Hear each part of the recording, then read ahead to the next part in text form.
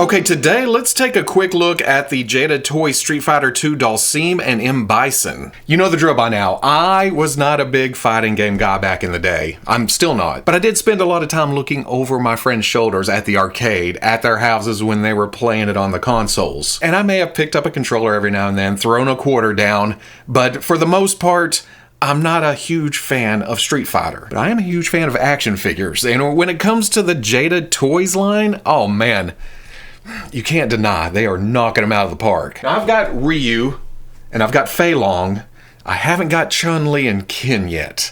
But when June at Jada Toys offered to send me Dhalsim and Bison, come on. It just comes down to fate. If I see them at the store, which I haven't seen a lot of Street Fighters at my local Target, but I've been looking. If I have a chance to lay hands upon more, then I'm gonna lay hands upon more. Looking at the packaging, oh man, this is just clever as all hell. It's an arcade cabinet. It's even got the cutouts. Down here, the print for the controllers and the buttons. Up here's the fighter's healths. Have a graphic for Dhalsim along with warning, choking hazard, small parts. Don't put the Street Fighters in your mouth and let them fight in there.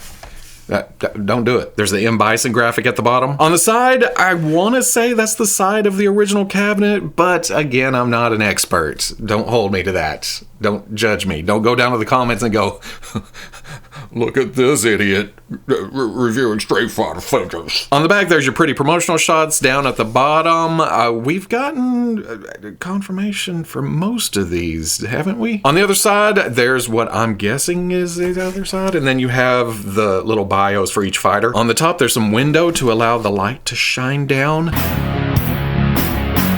And then on the bottom, there's all your legalese, barcodes, everything else. Let's get these open, see what's going on here. The insert is a nifty backdrop if you want to use that with the figure to display, to take photographs, whatever. Then there's instructions on how to swap out the shoulder pads, and I'm glad this was included because when I took this out of the tray, I was pulling the figure and this was threaded through.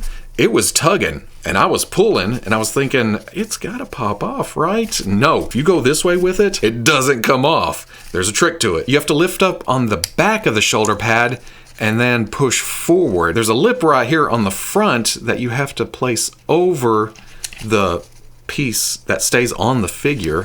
You put that over and then snap down the back.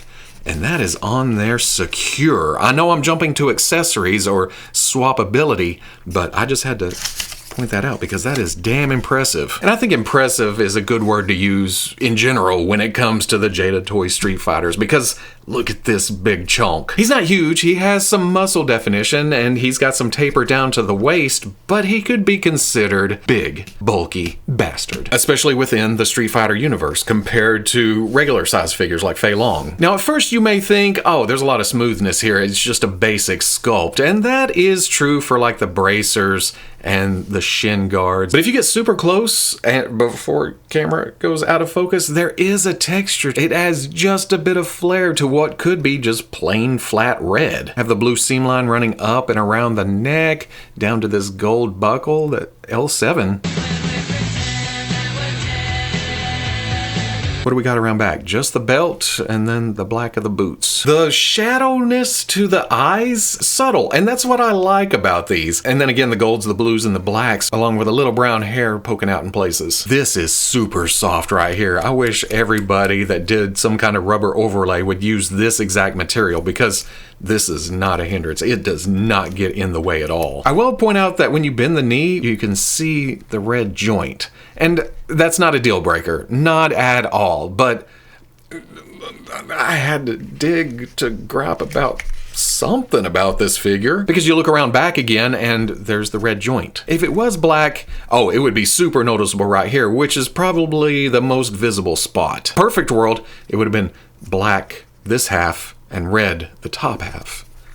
So maybe that's a manufacturing thing. Otherwise, I guess the upper arm is shaped kind of odd, but I think that matches the game graphics because otherwise you just have a super mobile, super articulated, crazy action figure that you can pose around however you want to. I don't know if that's a Street Fighter pose, but it looks like he could be fighting in a street. And that's good enough for me. I was originally going to remove the cape before going through this part and into articulation. Going over that, it doesn't get in the way at all. It kind of just gets out of your way. You don't notice it until you go to pose it. Or you think, well, I want it to flare out here because it's a slightly heavy material, nylon? Well, I don't know, materials. It's got a sheen to it. It's double layered. You have black on the inside, and then there is wires all the way around the perimeter of it. Is it right here too? Okay, maybe not around the collar piece, but the rest of it you can bend around and get into poses. Get some wind sweep into it. Because of the way the shoulder pads are mounted, it's got that ring around the shoulder peg, so it rotates forward and back, and that's another way of getting this cape out of the way. You can slide it back if you want. You get some into that way, or you can bring it forward for kind of a just overall super nice. And there's a look at Dhalsim's background. Nice and colorful, but if you put the figure in front of it, he still stands out. At first you think Dhalsim's a little more basic than Bison, but it's just visually interesting in different ways. There's more overlays and things on this figure. Like the necklace, it's actually rubbery skulls with the flat back, so they lay down really nicely. I do find them wanting to kind of go to the back, but I am holding the figure down with the camera up in the air, so gravity just drags that around that way. Have some yellow wraps sculpted onto the lower leg and then on the forearm to match the tattered shorts with the rope belt. And once again, there is a slight texture to that material. Some wrinkle, some shading, which is nice, and the same for these arm wraps. It's a little heavier texture on those because wrap material, I guess. But then you have the rope nicely painted, crisp and clean. You have these plastic rings painted all metal-like around the wrists, but then you get to his earrings, and I think those are actual metal. You can definitely tell a difference in the sheens between the two. And it's kind of impressive to have the action figure's ears pierced. But it makes me wonder why they didn't go with the same material down here. I want to squeeze... yeah, I think that's plastic. I would have liked to seen this metal too. But I gotta think it's a cost issue. Well, if it's a cost issue, why didn't they go with plastic hoop up here? Is that a safety thing? You can't have it too small or something? Then there's the face. Oh, I'm just now realizing this is the series or wave of whited out eye characters. They didn't have to do any eye paints here. The dot on the forehead with the red paint going up and over and then down on the cheeks. Otherwise, it's just a human shape. Very Street Fighter human shaped with the muscles and the striations and the hard V going from chest to waist. Leg sculpt, foot sculpt, hand sculpt, arm sculpt. I guess maybe the skulls could have used some more shading, maybe to bring out some detail there. But like Bison, that's me really digging for something to point out negative wise. The crotch cover is rubbery like we saw a minute ago with Bison's lower tunic. The top is hard plastic, not a problem at all to no, we're out. And then because this is rubbery and there's a ball joint at the waist, also gets out of the way of the crunchiness. I mean, how many figures do you have that can do that? Going over articulation, there is a dumbbell at the top of the neck with a ball down at the bottom. Can look way up and look down, and so much tilt along with some left and right. There's a butterfly joint, goes forward that far, goes back. Again, the shoulder pad is a ring around the shoulder, so it goes back, goes forward. How is that gonna affect the arm rotating around? Okay, it's gonna stop right there. Snag, snag, but still it reaches back that far. Hinge at the shoulder goes up to there. Swivel at the bicep, double elbow, swivel at the wrist with the hinge in and out. Dumbbell mid-torso, and then ball joint and or dumbbell at the waist. Crunches this far, arcs back, some tilt, rotation. Ball coming out to the hip allows for this and this and this. Better than most Spider-Mans. There's a swivel at the thigh. Double knee, a little too... Oh no, he does it, look at that. Butt kicking engaged. Hinge at the ankle goes way back, goes forward. Oh, I didn't even realize that that's another rubber piece. So that gets out of the way. And then a forward-facing pin for rocker. Dhalsim has yet another dumbbell joint at the top of the neck with the ball down at the bottom. Can look up, can look down. Again, a great tilt, and then left and right. Butterfly joint at the shoulder, not as cut out as expected. Can swing forward a bit, more back. Pin at the arm, rotates around, and then a hinge goes up to there. Swivel at the bicep. Double elbow goes up that far. Swivel at the wrist with a hinge in and out. Articulation mid-torso and at the waist, crunches that far and arcs way back. Tilt, tilt, rotation. Can kick up to there and back and out even further. Yeah. Swivel at the thigh, hidden under the pants line. Double knee. Oh, not as close as in Bison, but if you push her up, bing! Swivel at the wraps. Hinge at the ankle goes back and forward, and then front-facing pin for rocker. For accessories, we already talked about it, but again, to take off the shoulder pads with the cape attached, you can pop the back, and then that allows it to come off the mounts. Then there's a set of regular shoulder pads to cover them up. I guess fight mode. Oh yeah, at the first of his fights, don't he fling the cape off or something? There is a big O L on the inside of that to tell you this goes on this side. There's a big O R on this side, so that goes to there and then snaps down. Pretty sweet. There's this purple flame effect that goes over the fist. In fact, it looks like it goes over the left fist. Oh, that's neat. You can still see the flesh down in the middle. But the hands also pop out, and there's these alternate clawed hands. This is my first time swapping them out. Not a problem at all. They came right out, they pop in, they're secure. But to add a little anger, as I already showed, the head pops off. The alternate head, okay, it's a little tight, but yeah, didn't need any heat.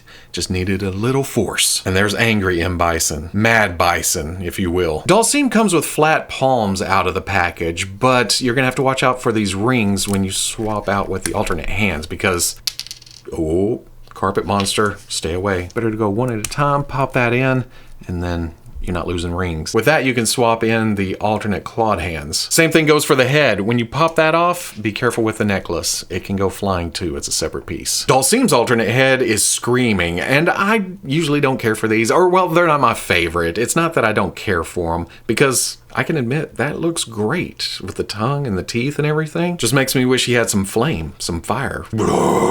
Then there are alternate limb pieces, and this is another thing I haven't done yet. Okay, that comes off there. Took a little twisting, but pop on the stretchy arm. And the butterfly works a little better with the stretchy arm because it doesn't have the muscle sticking in. You can get it just more in front of them. And you'll notice I am not being gentle. This thing is holding up to me just manhandling the whole figure, swapping out parts, doing articulation. Pow! And then there's also the swappable legs to get that kick.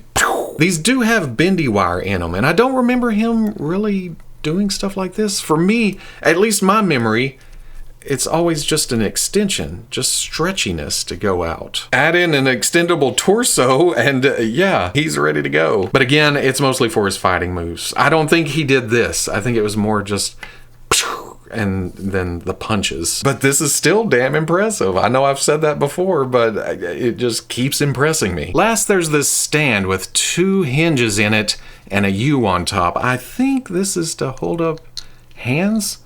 That seems to fit in there no problem. So if you have Dhalsim posed in a way where the arms are outstretched too far, I guess that's to help support it. But I haven't run across too many balance issues with these figures. Height-wise, just kidding. He's very hard to stand like that. There's no articulation in the ankles, so he just kind of falls back. Height-wise, M. Bison stands at about 6 1/4 to the peak of his hat, and then Dhalsim stands at about somewhere in between 5 5/16 and 6 inches, which puts them right in line with the rest of the Street Fighter series. Again, I don't have Chun-Li and Ken, but if you have Fei Long and Ryu, then you get a good idea here. I guess I've always kind of thought of M. Bison as bigger than this, but again, that may have been influenced by other action figure lines or my own forgetfulness. I always think of big bads being bigger and badder, but I like this too. It's very even. To give you an idea next to other lines, here is the Hasbro Marvel Legends Vulcan and the Hasbro Star Wars Black Series Stormtrooper. Well, actually, all posed up, he does turn out bigger and badder. Anyway,